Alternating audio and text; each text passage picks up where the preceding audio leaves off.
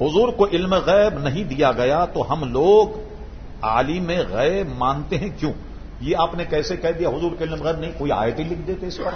یہ آپ کو کیا الہام ہوا کہ حضور کو علم غیب نہیں دیا گیا؟ آپ نے کیسے کہہ دیا؟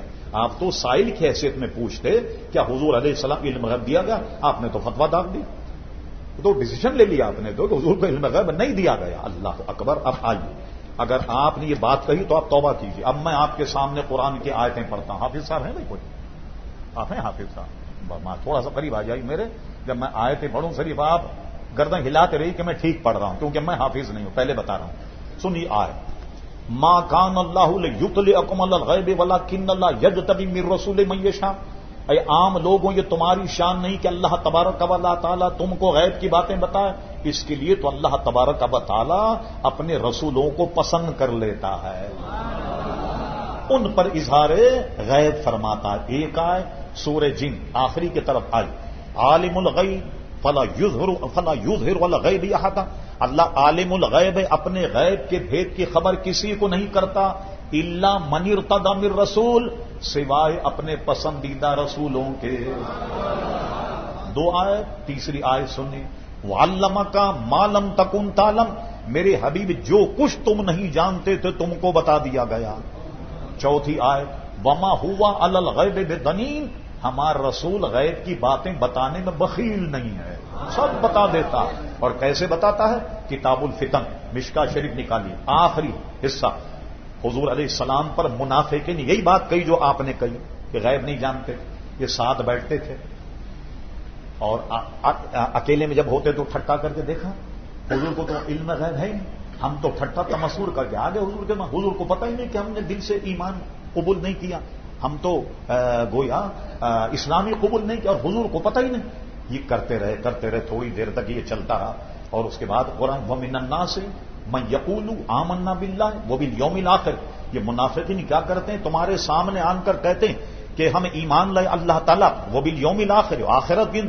وَمَا هُمْ بِمُؤْمِنِينَ، مگر یہ ہرگز مومن نہیں ہیں. یہ اطلاع حضور کو پہنچ گئی. منافقین یہ کہتے ہیں کہ حضور کا علم غیب نہیں ہے، ہم تو ان کے ساتھ ٹھٹا تمس کر کے آ جاتے ہیں، ان کو تو پتہ ہی نہیں. ان کے ساتھ نماز بھی پڑھتے ہیں، بیٹھتے ہیں اور اس کے بعد چلے جاتے. اب اس طرح ایک مجمع لگا ہوا مسجد میں. حضور منبر پر کھڑے ہو گئے. فرما کیا بات ہے؟ میں نے سنا ہے کہ کچھ لوگ میرے علم پر طنز کرتے ہیں. تو اس کے بعد فرما پوچھو کیا پوچھنا چاہتے ہو، پوچھو کیا پوچھنا چاہتے ہو. ایک صاحب تھے، اس کا فائدہ اٹھایا. ان کے والد کسی بچپن میں جب انتقال کر گئے تو انہیں اپنے ابا کا نام نہیں معلوم.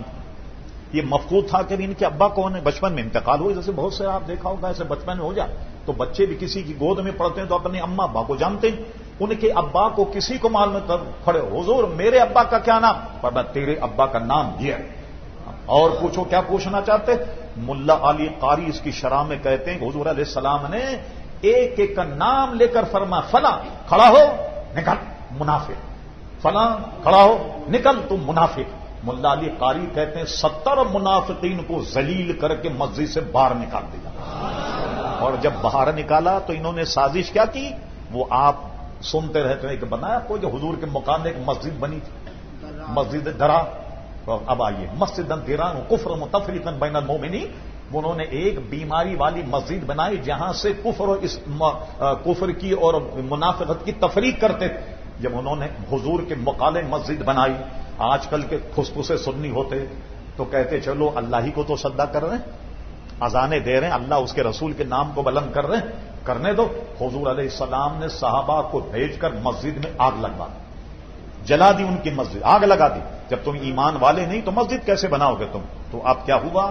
پھر حضور علیہ السلام منبر پر کھڑے ہوئے، نمازیں پڑھا، پھر منبر پر کھڑے. پوچھو کیا پوچھنا تھا، ساری تفصیل بتائی. حضرت عمر فاروق کہتے ہیں کہ قیامت تک جو ہونے والا تھا حضور علیہ السلام نے سب بتا دیا. جس کو یاد رہا اسے یاد رہا، جو بھلا گیا وہ اس کا نقصان ہوا کہ بھول گیا. مگر جو باتیں ہم بھول گئے، کبھی وہ بات اگر ہمارے سامنے آتی ہمیں یاد آ جاتا. کرے یہ تو وہ بات ہے جو حضور علیہ السلام نے پہلے ہمیں فرما دی، پہلے ہی بیان فرما دی تھی ہمیں. تو یہ گویا حضور علیہ الصلوۃ والسلام کا علم ہے. پوری کتاب الفتن موجود ہے مشکا شریف میں. آنے والے قیامت تک کے تمام فتنوں کی تفصیل حضور علیہ السلام نے بیان فرما دی۔ اب آئیے چلیے، آپ نے تو کوئی آیت نہیں لکھی، میں پوچھتا ہوں کوئی آیت قرآن میں آپ کو مل جائے جس سے یہ پتہ لگ جائے حضور کو علم غیب نہیں ہے، تو علم غیب کی نفی کہاں ہوگی؟ بالذات حضور کے بتائے بغیر کسی نبی کو علم غیب نہیں ہوتا۔ ہم کس کے قائل ہیں؟ کہ اللہ کے بتانے سے حضور علیہ الصلوۃ والسلام کا علم غیب ہے۔ یہ کہتے ہیں ارے بتا دیا تو پھر علم غیب کیا؟ ایک وہابی سے مناظرہ ہوا تو اس نے کیا کیا، اپنے جیب میں سے 10 کا نوٹ نکالا، کہنے یہ دیکھیے 10 کا نوٹ۔ جب یہ نوٹ جیب میں تھا تب تو غیب تھا، لیکن جب میں نے بتا دیا یہ 10 کا نوٹ ہے، اور شاہ توراب الحق صاحب یہ بتائیں کہ میری جیب میں 10 کا نوٹ تھا، یہ علم غیب کیسے ہوا؟ میں نے کہا بالکل آپ نے ٹھیک کہا۔ اب سنیے 2 آیتیں ہماری قرآن مجید سے، حافظ صاحب موجود، فرمایا ذالک من انباء الغیب نوحیہ الیک، اے میرے حبیب یہ غیب کی خبر ہے جو تیری طرف وحی کی جا رہی ہے۔ خدا خود اسے غیب فرما رہا، اور ایک جگہ فرمایا تلک من انباء الغیب نوحیہ الیک، اے میرے محبوب یہ غیب کی خبر ہے جو تمہاری طرف وحی کی جا رہی ہے۔ تو آپ کہتے ہیں کہ نکال دیا تو غیب کیا ہوا؟ غیب یوں ہوا کہ لوگوں کی نظروں سے اوجھل ہے اور نبی نے جان لیا وہ غیب ہے، ورنہ یہ بتائیے اللہ تبارک و تعالی ہر چیز پر شاہد و موجود ہے، کوئی بات اللہ سے چھپی ہوئی یا نہیں؟ کوئی احمد کہنے لگ جائے کہ اللہ تعالی عالم الغیب کیسا ہے، وہ تو سب دیکھ رہا ہے، تو پھر اس کو غیب کہاں سے آتا ہوگا؟ کیا کہیں گے اس کی تعریف؟ چونکہ دنیا سے وہ غیب ہے، دنیا سے وہ پردے میں ہے، اس لیے ہم اللہ تعالیٰ کہیں گے عالم الغیب، تمام غیب کا جاننے والا۔ تو جہاں غیب کی نفی ہے اس سے مراد یہ ہے کہ بغیر اللہ کے بتائے نہیں بتا سکتے، صحیح نا؟ اللہ نے ان کو دیا، جیسا میں نے آیت پڑھی وَعَلَّمَكَ مَا لَمْ تَكُنْ تَعْلَمْ، میرے حبیب جو کچھ تو نہیں جانتا تھا تجھے سکھا دیا گیا۔ بعض باتیں لوگ ہیلے بہانے ادھر ادھر کے لاتے، ذرا اس کا بھی جواب سن لیجیے۔ ٹھیک، علم غیب سے متعلق کوئی صاحب حضور کے گھر آئے، آنے کے بعد دروازہ کھٹکھٹایا، حضور نے فرمایا کون؟ انہوں نے کہا میں۔ آپ نے کہا میں کون؟ میں کا نام بتاؤ۔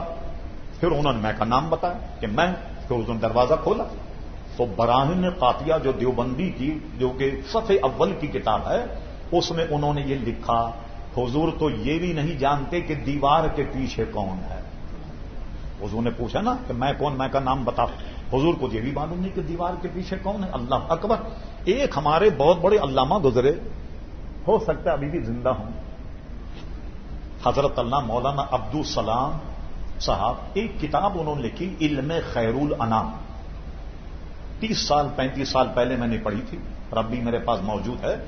اس میں وہ لوگوں کی سیاہی کا اندازہ لگائیے قلب، اس میں ایک اعتراض ہمارے عالم ہے وہ اتنا عقل کیا کہ کسی نے حضور سے پوچھا، حضور گھوڑے پر سوار تھے، حضور گھوڑے کی کتنی ٹانگیں ہیں؟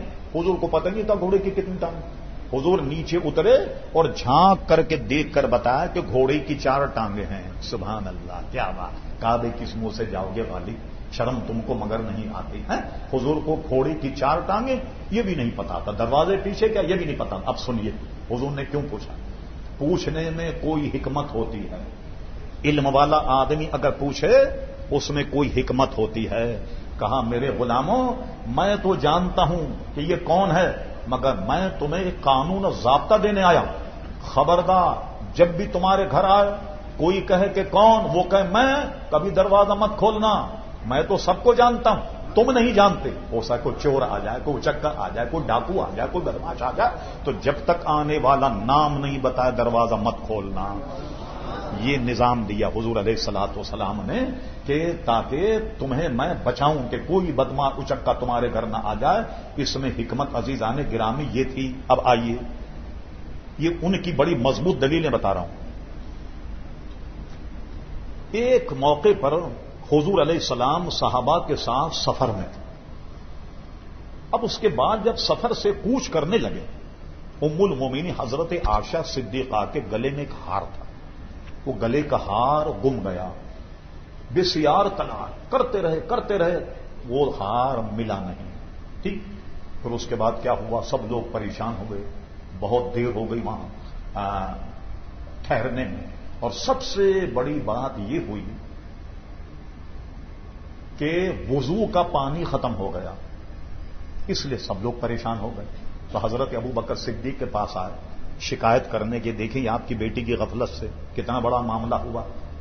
اگر یہ آپ کی بیٹی غفلت نہ کرتی, ہار نہ گماتی, تو کتنی لوگوں کو پریشانی نہیں ہوتی. اب آپ بتائیے, نماز کا ٹائم جا رہا ہے اور پانی موجود نہیں, کسی کو وضو کرنا ہے, کسی کو غسل کرنا, تو نمازوں کا کیا بنے گا؟ ابو بکر صدیق ذرا سا ناراض اور گئے اپنی بیٹی کے پاس. مگر وہ کیا تھا کہ حضور علیہ السلام ان کے زانو اقدس پہ سر رکھ کر سو رہے. ابو بکر صدیق سے ایسے انگوٹھے سے, ان کی بیٹی تھی وہ عائشہ صدیق, ان کے پیچھے ایسے ہاتھ مارا. کیا تم نے حرکت کی کہ تمہاری وجہ سے کتنے لوگوں کو نقصان, کتنے لوگ پریشان, اس طریقے سے حرکت کی. دیکھو کتنی پریشانی. اگر حضور علم غیب ہوتا تو بتا دیتے. اب کیا ہوا, جب اونٹ اٹھایا تو اونٹ کے نیچے جناب وہ ہار مل گیا جو گواوا ہار تھا. یہ بناتے ہیں لوگ دلیل اس کو. اب سنیے اس کی تفصیل. اگر اس کی تفصیل سنیں آپ تو اگر اللہ تعالی حضور سے بعض باتوں کو مخفی رکھتا ہے ہمارے نزدیک جائے کوئی حرج نہیں, اور بعد میں بتا دے کوئی حرج نہیں اس میں. اب سنیے آپ. ہوا یہ کہ جب نماز کا وقت جانے لگا صحابہ پریشان حیران تھے ہار گمنے کی وجہ سے, تو اللہ تبارک و تعالی نے تیمم کی آیت نازل فرما دی. اور میرے حبیب, جب تمہیں پانی نہ ملے, اگر غسل کرنا ہو, وضو کرنا ہو, اب تم مٹی سے پاکی حاصل کر سکتے ہو. لیجیے صاحب, کسی امت میں تیمم نہیں تھا, کسی امت میں تیمم نہیں تھا, لیکن اس امت میں تیمم ہے کہ اگر آپ غسل کی حاجت ہے, پانی نہ ملے, تیمم کر لیں, آپ پاک ہیں. اگر بے وضو ہیں تو آپ تیمم کر لیں, آپ پاک ہیں.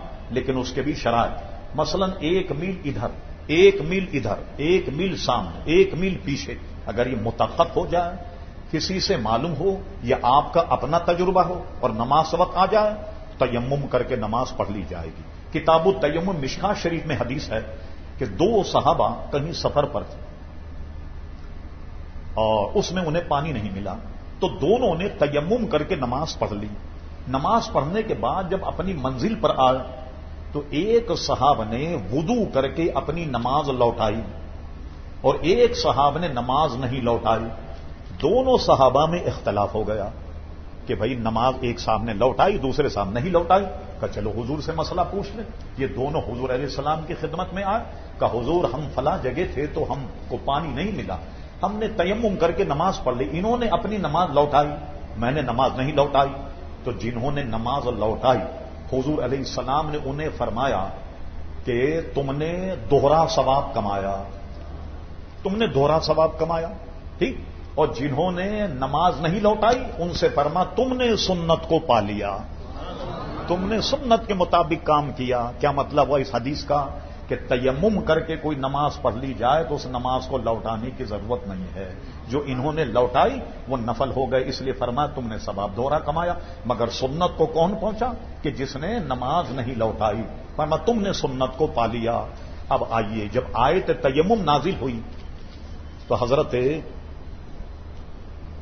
اسید ابن حذیر رضی اللہ تعالیٰ عنہ, یہ صحابی رسول, یہ موجود ہے, انہی کی حدیث صحیحہ ستہ میں ہے. جب آیت تیمم نازل ہوئی یہ بڑی ہنسی خوشی ابو بکر صدیق کے پاس آئے اور کہنے لگے یا ابا بکر, یہ آل ابو بکر کی برکت ہے, یہ آل ابو بکر کی برکت ہے کہ اللہ تعالی ہمیں تیمم عطا فرما دیا.